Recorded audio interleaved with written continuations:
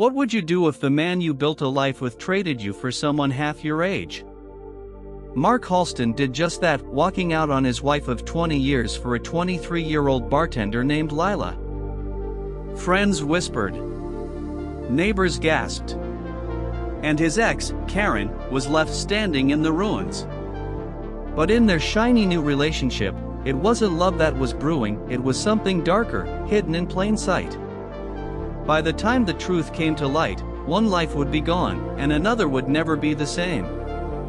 Stay with me until the very end, and don't forget to tap like, subscribe, and drop a comment telling us where you're watching from. Because what comes next will test everything you thought you knew. Mark Halston was a 45-year-old contractor in Houston, Texas. Rugged, charming, but restless. His wife, Karen, had stood by him through lean years, raising 2 kids now grown.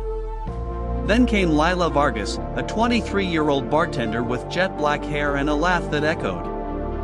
Within months, Mark filed for divorce, leaving Karen blindsided, humiliated, and forced out of their suburban home. The affair was no secret. Mark flaunted Lila on social media, trips to Galveston, late-night selfies with tequila shots. Karen's friends, once polite, now looked at her with pity. Rumors spread, was she too old, too boring, and too safe? In reality, Karen was steady, loyal, and cautious with money. But Mark wanted excitement, and Lila gave him exactly that. Or so it appeared. Their romance wasn't smooth. Lila loved the rush of attention but bristled at Mark's control. He dictated her outfits, checked her phone, and reminded her he rescued her from a dead-end life. In return, she played the doting younger girlfriend until his temper flared in public. Waitresses saw him slam his fist when she didn't order what he wanted. Control turned into a cage. Mark's arrogance grew. He bragged about trading 40 for 23, dismissing Karen as a relic of his past. His circle of friends shrank, many uncomfortable with his cruelty. But one man, Jason, a longtime business partner, noticed something stranger. Mark had begun complaining of sudden stomach pains, fatigue, and a strange metallic taste in his mouth. Doctors found nothing obvious. Mark brushed it off. The tension mounted when Lila was spotted in a pharmacy, quietly purchasing rat poison. A clerk remembered her smile, oddly calm. Meanwhile, Mark's health declined, night sweats, nausea, and weight loss. He chalked it up to stress. But Jason confided in Karen, something's not right. And then, the midnight knock split the silence. Karen opened her door to detectives. Mark had collapsed in his driveway, barely conscious. Lila called 911, sobbing. At the hospital, his symptoms baffled doctors, organ damage without clear cause. Blood tests raised eyebrows, traces of thallium, a poison not easily found. Detectives asked Karen, had she noticed anyone with reason to hurt him? She hesitated, but Lila's name was already on their lips. Lila's grief act was flawless. At Mark's bedside, she wept, stroked his hand, and kissed his forehead. Nurses whispered sympathy until one noticed her slipping powder into his water glass. That nurse alerted authorities. Surveillance was set. A hidden camera caught Lila sprinkling something white into Mark's soup when she thought no one was watching. The footage was chilling, her face calm, deliberate. Detectives traced her purchases, multiple trips to hardware stores, cash payments for rodent poison. Receipts lined up with Mark's medical declines. When confronted, Lila feigned ignorance, claiming she used it for rats in the garage. But her story collapsed when Jason testified. Mark never mentioned rats, only Lila's insistence on making his meals alone. Pressure mounted, but Lila doubled down on her innocence. Karen, meanwhile, faced her own storm. Online trolls accused her of plotting revenge, painting her as the bitter ex-wife. She endured whispers at work, friends urging her to let it go. But Karen refused to stay silent. She told detectives about Lila's jealousy, how she once overheard Lila accuse Mark of cheating on her. The irony, Mark had left his wife for Lila's youth, yet still betrayed her. Prosecutors built their case. Lab tests confirmed lethal thallium doses in Mark's system.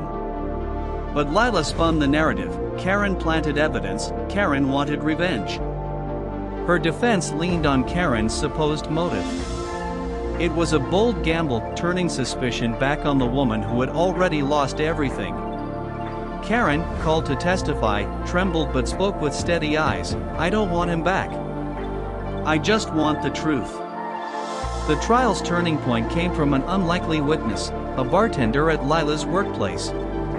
He recalled her bragging, "If he ever cheats on me, I'll finish him before he finishes me." The jury gasped. Her words, once a drunken joke, now sounded deadly. The very rule she used against him now condemned her. More evidence piled in. Forensic experts testified that thallium was rare, hard to obtain, and matched the compounds Lila purchased. Mark's handwriting on receipts showed none of the transactions, only hers. The defense faltered. Lila's charm slipped. Jurors saw not a grieving girlfriend but a calculating woman who believed she was untouchable. Karen sat in the gallery, silent, her face unreadable as the tide shifted. Investigators uncovered Lila's search history: how to poison without taste, slow-acting toxins, symptoms of thallium poisoning. It was damning. Mark, frail but alive, testified by video, voice trembling. "I thought she loved me. She told me I was her whole world." The betrayal broke him. The courtroom hung heavy with silence. Even his arrogance seemed crushed by the revelation of her plan. Cross-examination pushed Lila to the edge. She denied, deflected, and then snapped, "He ruined my life too. Do you think I wanted to play nursemaid to a controlling old man?" The mask was gone. The jury watched, stone-faced. Every word she uttered twisted the knife deeper into her own defense. Her attorneys sat slumped, out of moves, as her fury undid their careful script. Public opinion shifted violently. Headlines blared, "Contractor poisoned by young lover." Karen, once pitted, was now respected for her composure. Talk shows dissected the story: power, age, betrayal, greed. Outside the courthouse, protesters carried signs, "Justice for Karen." For the first time, Mark saw the damage of his choices, not just his health, but the dignity of the woman he abandoned. Closing arguments sealed it. Prosecutors painted Lila as ruthless, patient, and cold, turning love into a weapon. The defense sputtered, pointing fingers at Karen. But jurors had seen enough. The poisoned meals, the searches, the footage, they fit too neatly. As deliberations began, tension crackled. Karen left the courtroom, sat on the courthouse steps, and whispered, "Please, let them see the truth." The jury returned swiftly, too swiftly for doubt. Guilty on all counts: attempted murder, use of poison, aggravated assault. Lila's face collapsed, mascara streaking down her cheeks. But one detail was always there, buried in plain sight. It was Karen's quiet strength. She hadn't fought back with venom or lies. She simply stood, endured, and let truth catch up to deceit. The sentence was brutal. The judge called Lila's actions a betrayal so intimate it strikes at the heart of trust itself. She was sentenced to 25 years in prison, eligible for parole at 45, the age Karen was when Mark left her. The irony burned. Mark, gaunt and weak, sat silently, unable to meet Karen's eyes. The courtroom erupted in whispers as justice landed like a hammer. After the sentencing, detectives revealed one more layer: Lila had taken out a secret life insurance policy on Mark, forged under his name. The payout? $500,000. The motive was clear: greed, not love. Karen felt both vindicated and hollow. The man she once loved had gambled with his life, blind to the danger he invited. And Lila, for all her beauty, left only destruction in her wake.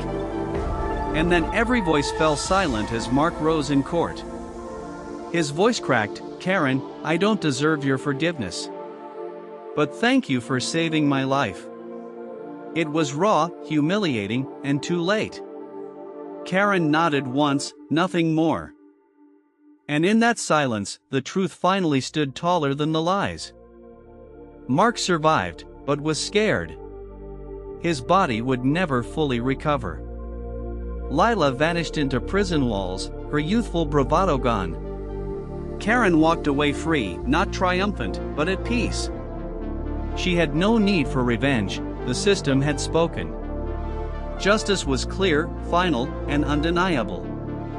In the end, the poison wasn't just chemical, it was betrayal, vanity, and greed. And those poisons consumed themselves.